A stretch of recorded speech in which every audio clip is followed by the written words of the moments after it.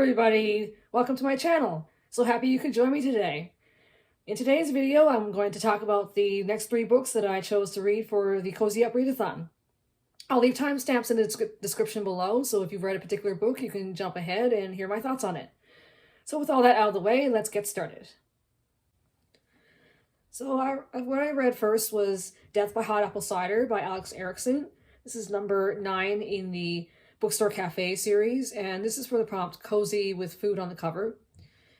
And the main character is Chrissy Hancock. She runs a bookstore cafe in Pine Springs, Ohio, and she is participating in this event. It's around Thanksgiving, so it's like a carnival kind of thing. And she has her cider. She's serving her cider there at one of the booths, and the victim, Sid Tewksbury, he dunks his head into the cider, and just I think there's an apple bobbing contest there as well. But he puts his head in the cider and he dies. And they determined that the cider wasn't the cause of his death. So Chrissy goes in to investigate. When we find out, we also find out that Sid, he's very vocal against her bookstore and the library and even the school for providing literature that he thinks is questionable. So there's a whole bunch of different reasons or motives for why Sid died, for wanting him dead. So Chrissy goes and investigates.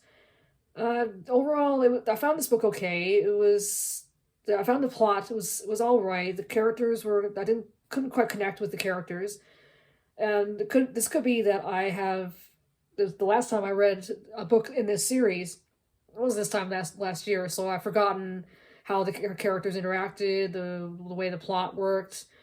But it was an alright book. I gave it 3 dumplings out of 5, and I liked the series overall. The other books I gave 4 stars, 4 dumplings.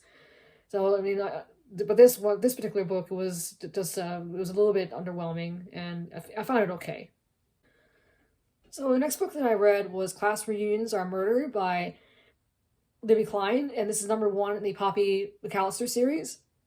Now the main character is Poppy McAllister, and she's a widow. She recently lost her husband, and so she's having a bit of a hard time, and she gets an invitation to her high school reunion. It's a 25-year class reunion from Barbie, who's a cheerleader at their school, and she used to torment Poppy. Now, Poppy's reluctant to go, and she gets persuaded by her friend Sawyer. So she reluctantly goes, and so she will say, if anybody asks her, she's there to visit her Aunt Ginny. So while they're at the reunion, but Barbie is found dead, and Poppy is suspect number 1. So what I liked about this book was that there's a lot of fun moments in this book. It's actually very amusing. When she's first brought to the jail, she's there with 2 other prisoners, Bibi and Tonika, and Poppy starts to feel sorry for herself. She starts to tell Bibi and Tonika about everything that's going wrong and why she's there in the jail, and they're looking at her like, "Lady, what do you have to be crying about? Pull up your big girl thong and stop hitting yourself. You have a spine.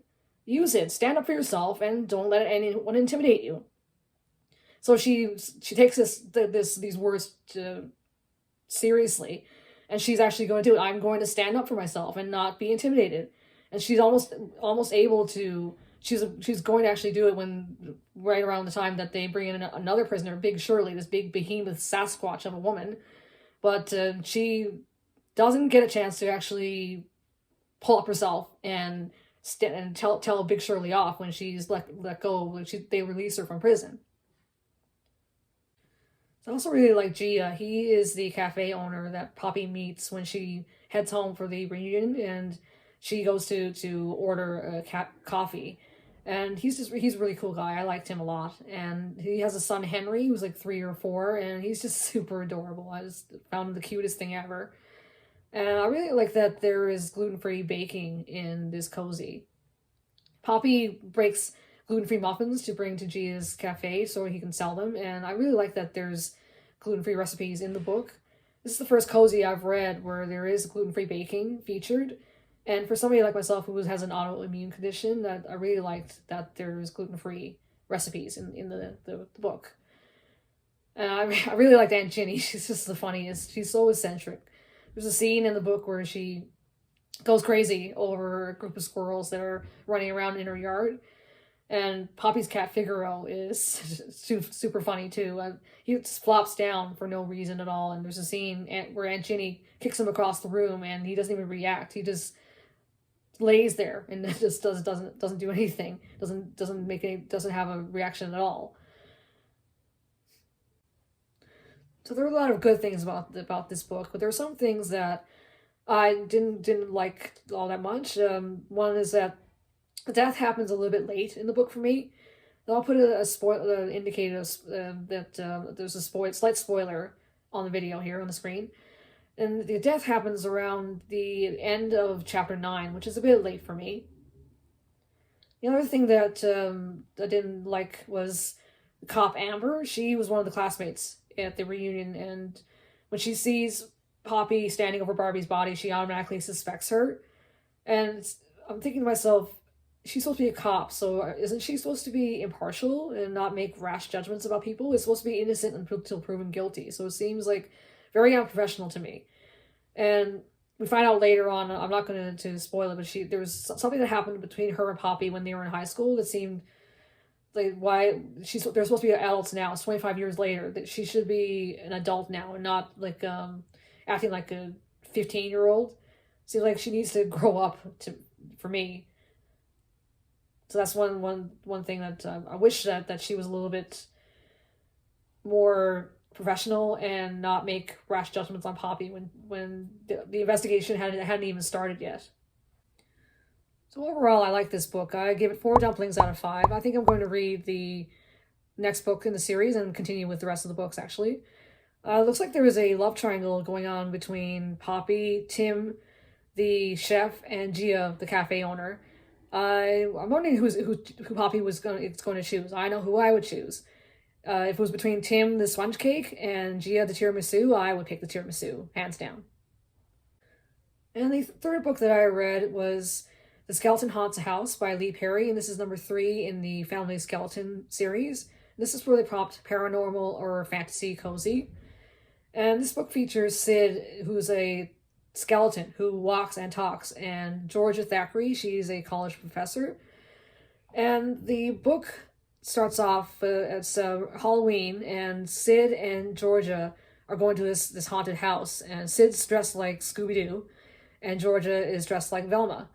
And while they're there at the haunted house, a body is discovered, and the police seal off the crime scene, but Georgia is able to get Sid the next day. He was in the haunted house when the police sealed the scene.